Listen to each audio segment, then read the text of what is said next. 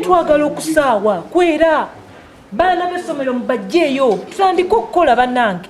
Ng'ebula ennaku mbala okutuuka ku matikkira ga Ssaabasajja Ronald Muwenda Mutebi owookubiri agabirimu ogumu ag'okukozibwa mu ssaza ly'e Mawogola, akakiiko akategesi katudde ku Crystal Center Sembabule okutema empenda ez'okumbawumba enteekateeka z'omukolo. Olukiiko lwetabiddwa minisita omubeezi owa bulungibwansi n'entambula za Kabaka Mariam Mayanja Nkalubo ng'ono asabye abantu naddala abakyala okutandika bulungibwansi ku makubo Kabaka w'anaayitira n'okulongoosa embuga y'essaza ly'e Mawogola. Netwagala ebiyitirirwa byammuli ate nga biriko embugu.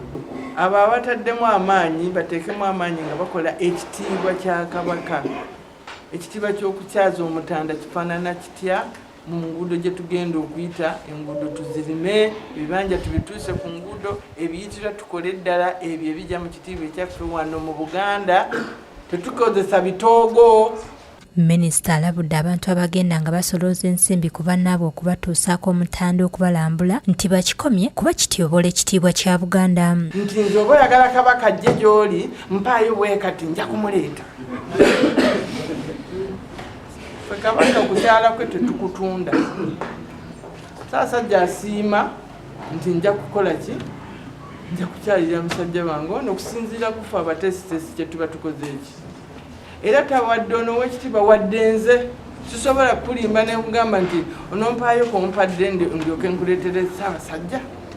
N'olwekyo bannange amawulire ago twagafunye, ne wabaawo omuntu aleese olulimi olwo olufaanana bwe lutyo mutegere nti byaki byakulimba.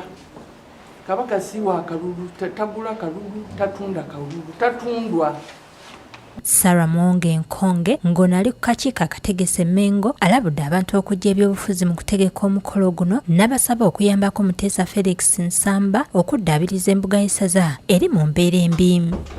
Buli omu asiriseeko ku ddoboozi ly'ebyobufuzi tukole Kabaka tumutegeke nga ffenna tumugwaniriza bwe tunamala tunaddayo mu kampusi zaffe gye tubeera. Akakiiko akategesi mu ssaza ly'e Mawogola kalambuzza abantu omulimu ogw'okuddaabiriza embuga y'essaza we gutuuse. Okusinziira kwa alipoota y'akakiiko akazimbi kyetaagisa obukadde obusoba mu 8 okumaliriza omulimu guno era ne basaba abantu okwongera amaanyi nga basonda ensimbi zino. Awo yatuwadde n'omutima gumu bw'abadde atuwa ebinywa 2 oba kimu nga nze neeyanza ku lwa bbaffe naye mbadde nsaba emmotoka singa eba esobodde ebinywa 20 nesooka n'ebijjayo ne tulaga ekifaananyi nti olubiri lugenda kutandikibwa.